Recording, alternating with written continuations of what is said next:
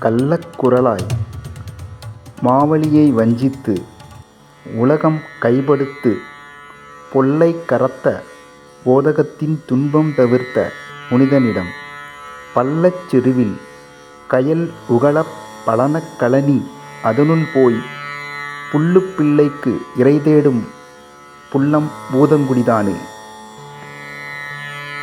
ராவணன் சீதையை கவர்ந்து வான்வெளியே சென்றபோது எதிர்த்து போரிட்ட ஜடாயுவின் சிறகுகளை ராவணன் துண்டித்தான். குற்றுயிராய் கிடந்த ஜடாயு சீதையை தேடி வந்த ராமனிடம் ராவணன் சீதையை தூக்கிச் சென்றதாக கூறி உயிர்விட்டான். ராமன் ஜடாயுவாகிய புள்ளிக்கு செய்ய வேண்டிய இறுதிக் கடன்களை செய்தமையால் இத்தலம் புல்ல பூதங்குடியாயிற்று.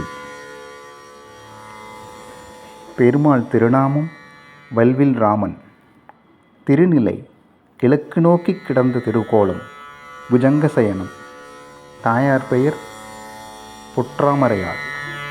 விமானம் சோபன விமானம். தீர்த்தம் ஜடாயு தீர்த்தம்.